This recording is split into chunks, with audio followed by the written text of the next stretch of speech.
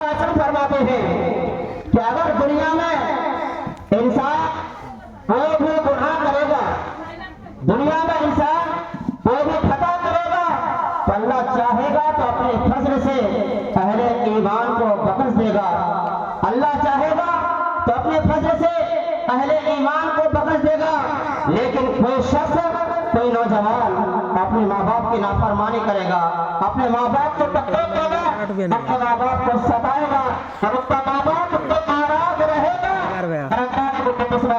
तो अल्लाह के रसूल सल्लल्लाहु अलैहि वसल्लम फरमाते हैं कि उस आज़ाब का सजा उस बंदे को दुनिया में भी दे देगा और मरने के बाद उसका सजा आखिर में भी उस नौजवान को मिलेगा। क्योंकि आका करीम सल्लल्लाहु अलैहि वसल्लम फरमाते हैं कुल्लु ज़ुनूब यग़फिरुल्लाहु अन्हा मा शाअ अल्लाहु तआला लिज़िक्रिही फ़इन्नहु युअज़्ज़िबु लिसाहिबिही फ़िल हयाति कुल्लल ममात।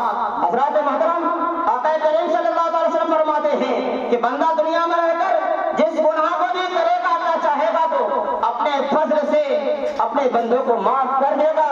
लेकिन हज़रात मोहतरम, अगर अपने औलाद, अगर अपने माँ बाप को सताएगा, अपने माँ बाप को तकलीफ देगा, अगर माँ बाप नाराज हो जाएगा, नाराज हो जाएगा।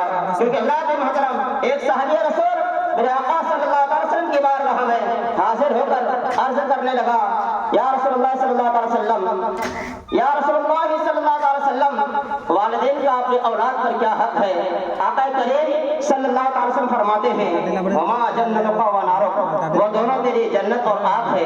हज़रात मोहतरम, आका करीम सल्लल्लाहु अलैहि वसल्लम फरमाते हैं कि वो दोनों, तेरा माँ बाप, तुम्हारा माँ बाप तुम्हारे जन्नत और आग है। उसका क्या मतलब है? हज़रात मोहतरम, आका करीम सल्लल्लाहु अलैहि वसल्लम फरमाते हैं कि अगर तू अपने माँ बाप का वफादारी करेगा, अपने माँ बाप का खिदमत करेगा, उसका फरमाबरदारी करेगा, तो तू जन्नत में चला जाएगा, तुम्हें जन्नत में डाल दिया जाएगा। अगर तू अपने वालिदैन का नाफरमानी करेगा, अपने माँ बाप को सताएगा, तो अगर तुम्हारा माँ बाप तुमसे नाराज हो जाएगा तो फिर अल्लाह रसूल सल्लल्लाहु अलैहि वसल्लम नाराज हो जाएंगे, और जिससे अल्लाह रसूल ही नाराज हो जाए फिर उसे जन्नत कैसे मिलेगी? इसलिए आका करीम सल्लल्लाहु अलैहि वसल्लम फरमाते हैं वमा जन्नतुका व नारुक, यानी वो दोनों तेरी जन्नत और आग है। माँ बाप अपने औलाद के लिए जन्नत भी है और जहन्नम भी है।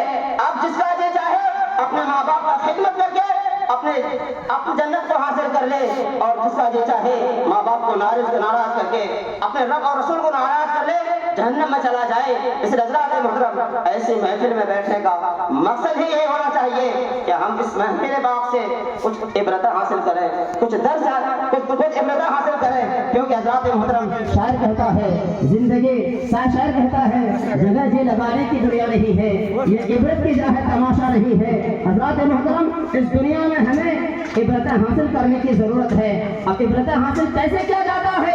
मौलाना रूम रहमतुल्लाह ताला अलैह मसनवी शरीफ में लिखते हैं, हज़रात मोहतरम, एक नौजवान शख्स है जिसने शादी कर लिया है, उसका एक बच्चा भी है, लेकिन जब वो उसका बच्चा भी है, इत्तेफाक से उसका बाप जो बूढ़ा है वो बीमार पड़ जाता है, रात भर फांसी की बीमारी से परेशान रहता है। बरादरान मिल्लत इस्लामिया, अब अपने बाप को बिस्तरा लगाकर दरवाजे पर दे दिया जाता है, आंगन पर आश्रय में दे दिया जाता है। हज़रात मोहतरम, बीवी घर में रहती है। हज़रात मोहतरम, जब शौहर आता है बीवी के पास, उसकी बीवी कहती है कि इस बूढ़े की वजह से हमें नींद नहीं होती है, इस बूढ़े की वजह से हमें तकलीफ होती है, हमें परेशानी होती है।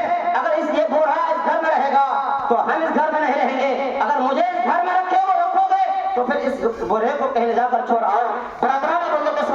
मौलाना रूम रहमतुल्लाह ताला अलैह मसनवी शरीफ में लिखते हैं कि वो जवान अपने बीवी के कहने पर अपने बाप से कह रहे हैं कि अब्बा जान, आपकी वजह से हमें परेशानी हो रही है, आपकी वजह से हमें तकलीफ हो रही है, आप ऐसा कीजिए अपना ठिकाना कहीं और बना लीजिए, आप ऐसा कीजिए अपना बिस्तर कहीं और लगा लीजिए।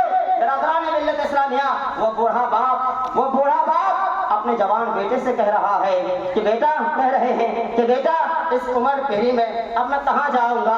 बेटा, इस उम्र पीढ़ी में यानी बूढ़े के आलम में अब मैं कहाँ जाऊंगा? अगर मेरी वजह से तुम्हें परेशानी हो रही है तो ऐसा करो, तुम ही मुझे कहीं ले जाकर छोड़ आओ। बिरादरान मिल्लत इस्लामिया, वो नौजवान ने कहा आपका ठीक है। हज़रात मोहतरम, वो जवान اپنے بیوی کے کہنے پر ایک پرانا کمبل لیتا ہے، بوڑھے باپ کو ساتھ لیتا ہے اور ساتھ لینے کے بعد ایک جنگل میں چلا جاتا ہے۔ جنگل میں لے جانے کے بعد جب جاتا ہے تو حضرات محترم اس کا ایک چھوٹا سا بچہ ہوتا ہے جوان کا، یعنی اس بوڑھے کا پوتا، وہ بھی کہہ رہا ہے کہ ابا کے ساتھ میں بھی چلوں گا، دادا جان کے ساتھ میں بھی چلوں گا۔ وہ جوان اپنے بچے کو، اپنے چھوٹے بچے کو بھی ساتھ لیتا ہے۔ اب وہ بوڑھا باپ، جوان بیٹا، اس کا پوتا، تینوں چلتے چلتے جنگل میں چلا جاتا ہے۔ جانے کے بعد ایک پرانا کمبل دے کر کے اپنے بوڑھے باپ کو اسی جنگل میں تھما دیتا ہے اور کہتا ہے ابا آپ اپنا زندگی یہی گزارا کیجئے۔ حضرات محترم، وہ جوان اپنے بیٹے کو ساتھ لیتا ہے اور ساتھ لینے کے بعد پھر گھر کی طرف روانہ ہو جاتا ہے۔ کچھ ہی دور آتا ہے، اب وہ بچہ اپنے باپ سے پوچھ رہا ہے ابا دادا جان کو جنگل میں چھوڑ کر کیوں چلے جا رہے ہیں؟ دادا جان کو بھی ساتھ گھر لے کر کے چلیں۔ برادران ملت اسلامیہ، وہ جوان کہہ رہا ہے آج کے بعد تمہارا دادا یہی رہے گا۔ حضرات محترم، وہ بچہ کہہ رہا ہے ابا آپ یہی ٹھہریے، میں دادا جان سے مل کر کے آتا ہوں۔ برادران ملت اسلامیہ، وہ بچہ بھاگتے ہوئے اپنے دادا جان کے پاس جاتا ہے اور وہ پرانا کمبل جو جوان اپنے باپ کو دیا تھا، وہ بچہ جا کر اپنے دادا جان کا کمبل مشک لیتا ہے، چھین لیتا ہے۔ اس کے بعد اس کمبل کو پھاڑ کر دو ٹکڑا کرتا ہے۔ برادران ملت اسلامیہ، ایک ٹکڑا اپنے دادا جان کو دے دیتا ہے، دوسرا ٹکڑا ساتھ میں لے کر اپنے باپ کے پاس آتا ہے۔ اس کے بعد اس کا جوان باپ کہہ رہا ہے بیٹا میں نے ایک پرانا کمبل تمہارے دادا کو دیا تھا، پھر اس کمبل کا دو ٹکڑا کیوں کر دیا؟ اب وہ چھوٹا سا بچہ اپنے جوان